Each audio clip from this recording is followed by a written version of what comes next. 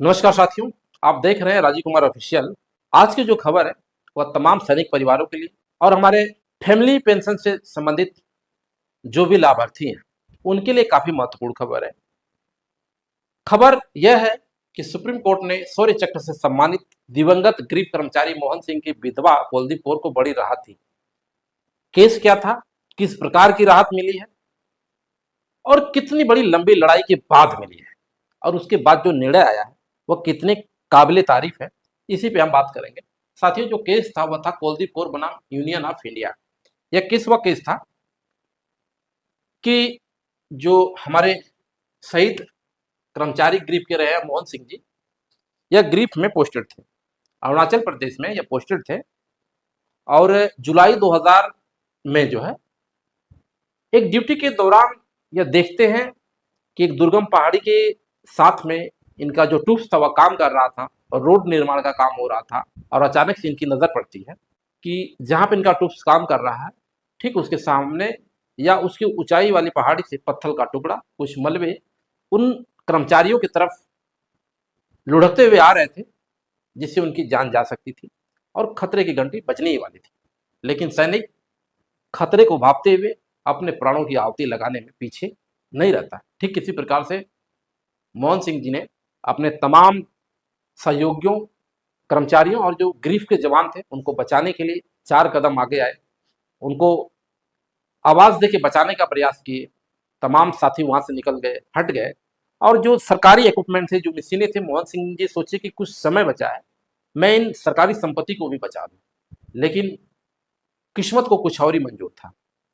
उस पत्थर से खुद मोहन सिंह जी टकराए, तकरीबन सामने वाली खाड़ी में 70 फीट नीचे चले गए और अपने जीवन के अमूल्य जिंदगी को इस राष्ट्र में न्यौछावर कर दी। यही होता है एक सैनिक का धर्म साथियों की। वह सेना में रहते हुए या जहाँ पे भी वह खड़ा है, वह अपने सामने होने वाले किसी भी घटना और किसी भी एक्सीडेंट को वह अपने लोगों को बचाने के लिए कई बार अपने प्राणों की आहुति दे देता है। वो पीछे नहीं हटता। ठीक ऐसा ही मोहन सिंह जी ने अपने ट्रूप्स के साथ होने वाली उस घटना में अपने प्राणों की बाजी तो लगा दी, लेकिन अपने साथियों को बचा लिए। साथियों, इस घटना से इनको जो है 2001 में मरणोपरांत इनको शौर्य चक्र से सम्मानित किया जाता है। और इनकी जो फैमिली है, जो इनकी पत्नी थी कुलदीप कौर जी, इनको जो है सामान्य फैमिली पेंशन गवर्नमेंट ने देना शुरू कर दिया। अब गलती यह हुई कि जब इनको एक्स्ट्रा ऑर्डनरी फैमिली पेंशन मिलनी चाहिए तो इनको सामान्य पेंशन क्यों दी गई। अब यही लड़ाई शुरू होती है। 2005 में इनकी फैमिली केस करती है, कि मुझको जो है एक्स्ट्रा ऑर्डनरी फैमिली पेंशन मिलना चाहिए था, लेकिन मुझे सामान्य फैमिली पेंशन मिल रही है और मैं जिसके हकदार हूं वो मुझे नहीं मिल रहा है। यह मामला हाई कोर्ट में जाता है। हाई कोर्ट इनके पक्ष में निर्णय देता है। लेकिन साथियों, आपको यह समझने की जरूरत है, सरकार में बैठे हुए जो अधिकारी वर्ग के लोग हैं, तमाम जजमेंट को भी वो एक्सेप्ट नहीं करते हैं, क्योंकि उनके पास एक पैनल होता है लीगल। वो हर केस को लंबित करने के लिए हाई कोर्ट से सुप्रीम कोर्ट की तरफ ट्रांसफर कर देते हैं। ठीक वही प्रक्रिया यहाँ पे अपनाई गई। जबकि जो सैनिक इस राष्ट्र के लिए अपने प्राणों की आहुति दे दिया हो, अपने प्राणों की बाजी लगा दिया हो, तमाम अपने ट्रूप्स को बचाने के लिए, उन साथियों को बचाने के लिए, ऐसे परिवार के हाई कोर्ट के जजमेंट को भी सरकार में बैठे हुए अधिकारी स्वीकार नहीं करते हैं। अंततः यह मामला सुप्रीम कोर्ट जाता है। अब आगे क्या होता है सुनिए। हाई कोर्ट के बाद यह मामला जब सुप्रीम कोर्ट पहुंचता है तो सुप्रीम कोर्ट अवाक हो जाता है। सुप्रीम कोर्ट कहता है कि बताइए, जो सैनिक या जो कर्मचारी इस राष्ट्र पे अपने प्राणों की बाजी लगा दिया अपने ट्रूप्स को बचाने के लिए, सरकार की प्रॉपर्टी को बचाने के लिए, और अंततः सरकार जो है खुद उसकी साहस, वीरता, त्याग के लिए जो है शौर्य चक्र जैसे सम्मान से सम्मानित किया गया हो। लेकिन ऐसे परिवारों को भी अगर उनके अपने हक अधिकार के लिए न्यायालय के सामने खड़े हैं तो हमें अपने आप में ये झांकना होगा कि हम समाज को कहाँ ले जा रहे हैं और समाज हमारे उन लोगों को क्या दे रहा है जो इस समाज की सुरक्षा के लिए अपने प्राणों की बाजी लगा देते हैं। सुप्रीम कोर्ट का साथियों आगे क्या सुप्रीम कोर्ट कहता है मैं आपको बताता हूँ। सुप्रीम कोर्ट के जस्टिस के वी विश्वनाथन और जस्टिस अरुण पल्ली की पीठ संविधान के आर्टिकल 142 के पावर का इस्तेमाल करते हुए इस केस में अपना जजमेंट दिया। कोर्ट ने कहा कि इस मामले में राहत केवल रीट याचिका से पहले के 3 वर्षों तक सीमित नहीं किया जाना चाहिए। जो हाई कोर्ट ने जजमेंट दिया था, जिसको चैलेंज किया गया था, उसमें सरकार कह रही थी कि अगर हम इसमें रिलीफ देंगे तो इनका जो फिक्स अमाउंट है, जो क्लेम है, उसको जिस डेट से ये मुकदमा इफेक्टेड है उससे 3 साल पहले का देंगे।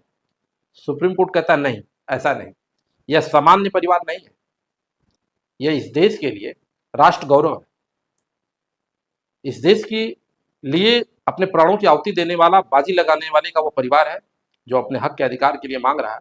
अगर हम इसके हक अधिकार के लिए 4 कदम आगे बढ़ के अगर कुछ नहीं करते हैं तो लोगों का विश्वास कैसे होगा इन तमाम चीजों से। और सुप्रीम कोर्ट बहुत महत्वपूर्ण फैसला देता है।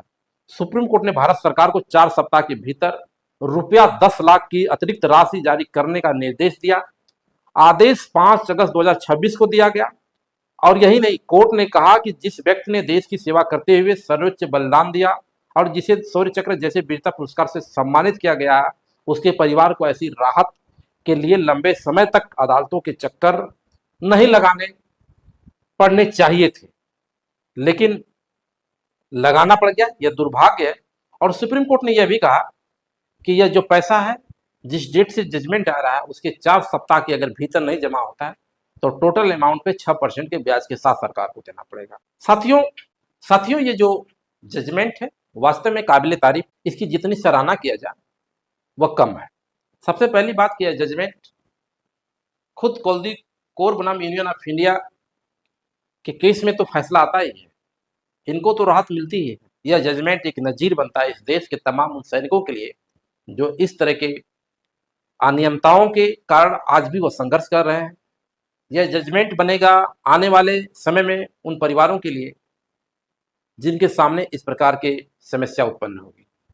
यह जजमेंट आज के बाद तमाम तरह के केसों में इस तरह के जो राष्ट्र प्रहरी है, जो अपने प्राणों की बाजी लगाया है राष्ट्र के लिए, उनके परिवारों के लिए अगर इस तरह की किसी प्रकार की फैमिली पेंशन या किसी प्रकार के जो सर्विस इश्यूज रहे हैं उसमें काम करेगा कि यह शौर्य चक्र विजेता हो या अन्य कोई चक्र से सम्मानित देश का कोई सैनिक या राष्ट्र प्रहरी हो, अगर उसके अपने परिवार के लिए इस तरह के मिलने वाली जो सुख सुविधा है, जो एक पेंशन है या अन्य जो भी चीजें होती हैं, उसके लिए अगर न्यायालय के समक्ष लड़ना पड़ रहा है, एक लंबी लड़ाई लड़नी पड़ रही है, तो यह हमारे समाज के लिए दुर्भाग्य है। इस केस में साथियों आप देखेंगे कि 2000 में उनका एक्सीडेंट होता है, वो शहीद होते हैं, 2001 में उनको सम्मान मिलता है, और आज हम बात कर रहे हैं 2026 में, तकरीबन 25 साल बाद। आप समझ सकते हैं कि सैनिक के नहीं रहने पर उसके परिवार के सामने कितनी तरह की समस्याएं होती हैं। उन समस्याओं के बावजूद भी सैनिक परिवार अपने हक अधिकार के लिए एक लंबी लड़ाई लड़ा सकती है। 25 साल न्यायालय के सामने अपने हक के लिए लड़ना यह कोई छोटी लड़ाई नहीं, बड़ी लड़ाई। लेकिन अंततः सुप्रीम कोर्ट ने जो बड़ा दिल दिखाया, आर्टिकल 142 के पावर का उपयोग करके सरकार को सीधे इस बात से अवगत कराया कि सुप्रीम कोर्ट का अपना निर्णय है, तमाम तरह के रूल रेगुलेशंस अलग है, लेकिन जो लोग राष्ट्र के लिए समर्पित हैं, जिन्होंने राष्ट्र के लिए अपने प्राणों की बाजी लगा दिया है, इन लोगों के लिए सुप्रीम कोर्ट आर्टिकल 142 का प्रयोग करके जो फैसला देता है सरकार को मानना है, और सरकार 4 हफ्तों में जो निर्णय है उसका पालन करे, अन्यथा उसके ऊपर भी पेनल्टी लगाने का जो प्रावधान करे। तमाम सैनिक बंधुओं के लिए खबर अति महत्वपूर्ण है।